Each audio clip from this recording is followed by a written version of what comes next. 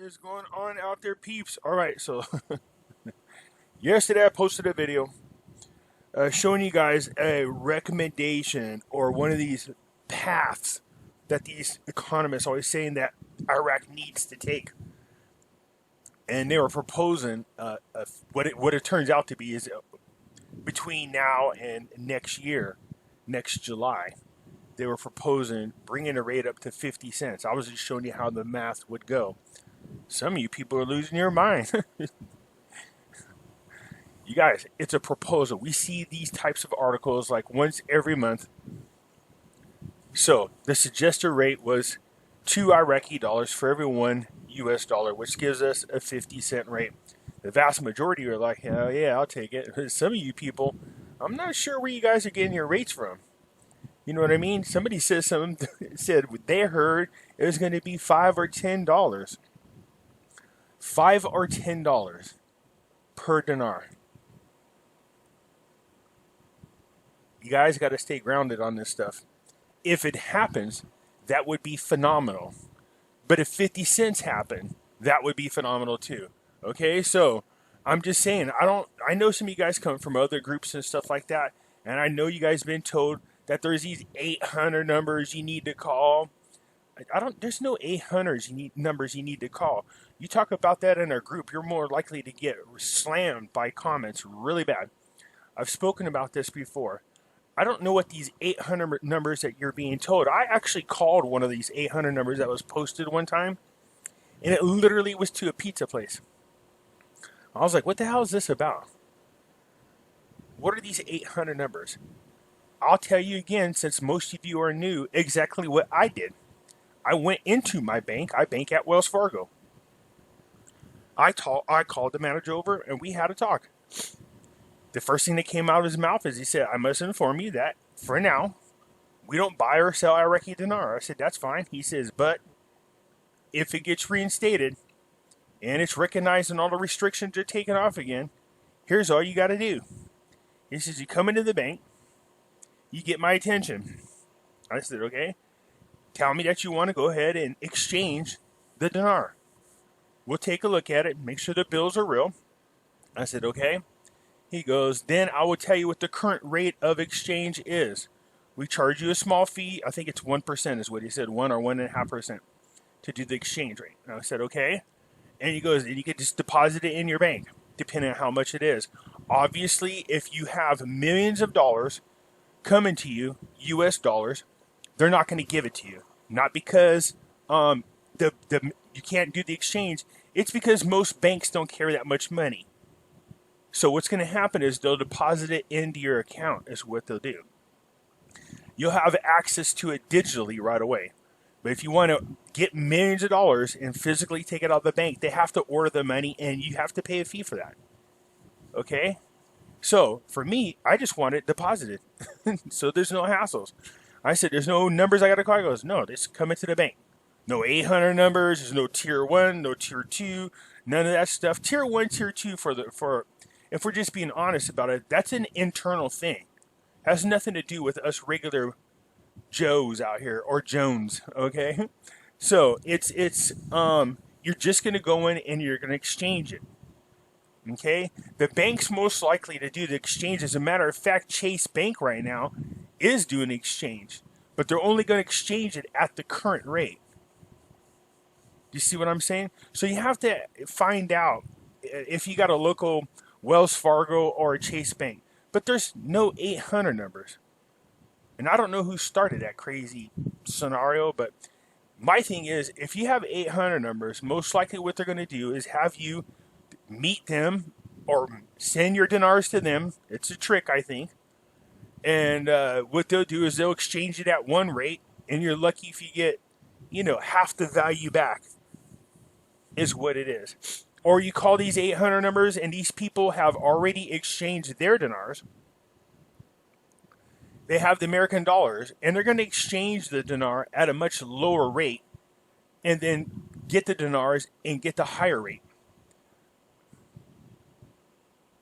So these 800 numbers, I'd be very, very wary of, okay? I'm just warning you out there to be careful of it. I didn't have to deal with it. my bank manager said just come into the bank and deposit it, just like you would cash. That's all you got to do. All right, let's go into the news because, as usual, Al-Qademi, every day there's some positive stuff going on. But quick reminder, everybody. Well, two quick reminders. You guys know Money Metals Exchange. They sell the gold and silver for us. If you guys are interested in buying some, I will put the link into my description for you guys to follow. Now, if you want to get your free ½ ounce of silver, you have to remember to put the promo code Pimpy. Okay? If you don't, you won't get the free ½ ounce of silver. Okay? So the link will be in the description. And you guys just click it and just put the promo code Pimpy in there. Okay? So we got Pimpy's Investment Chat Facebook group. It's the same name, of course, as the YouTube channel. You can come join us. It's free to do so. We talk about gold, silver, cryptocurrencies, as well as foreign currency investments. Okay, we also have just investments in here. Over here, the second group, we have the hidden things in front of your eyes. And in here, we do talk about NESARA, GESARA, current events, politics, and things that most people might consider to be conspiracy, although I think it's truth-seeking, if you ask me. So, a couple of quick articles, because there are some things, there's a lot of things. They are cracking down big time in Iraq. I can't tell you how happy I am to see it. I told you guys before, I look at Iraq and Vietnam as both short and long-term investments. Okay, a comprehensive solution to the problems of Baghdad and Kurdistan through the Confederation with an international UN coordination. Oh, coordination, you mean, is that our buddy, Miss Blacksheart? Let's see.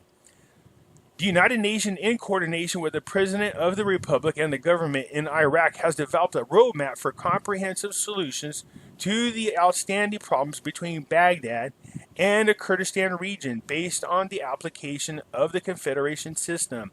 A new project is based on the delegation of some powers, such as the economy, finance, customs between the governments and the joint systems therein, as the decision is taken unanimously. The Confederation defines the state and organization of the political entry and a link between different societies aiming to bring order and security and law enforcement within its geographical areas. So I know our girl Blacksheart's got to be part of this, and sure enough, she is right there. Okay, I was wondering. From the political source close to the decision center in Iraq, the representative of the Secretary General of the United Nations, Ms. Blacksheart, recently began intensifying her efforts to offer solutions to the problems between Baghdad and the region, especially the oil file, salaries, and border outlets, depending on the Confederation system. So again, Miss Blacksheart is the one. Blacksheart is the one that we are hoping gives us the green thumb with the United Nations. So now she's really meeting with the big dogs, because before she was just meeting with Barzani, but now she is meeting with the actual president, Saleh. Looks like Al-Qademi, Barzani, and Talabani. So, I told you, it's my feeling that this will be already ironed out, done deal by the time Al-Qademi gets here to the United States. And if a lot of you guys this is what happens when you listen to multiple channels. Not that I'm discouraging it, but somebody said to me, more than one person, is it true that Al-Qademi's here in the United States already? I said, no, it's not that I'm aware of. He wasn't supposed to be here until next week, but we'll see. I haven't heard anything about him being here. I would be surprised if he was here and they didn't announce it. I think that's going to be one of those things that are going to be announced out loud. So I'm looking forward to it.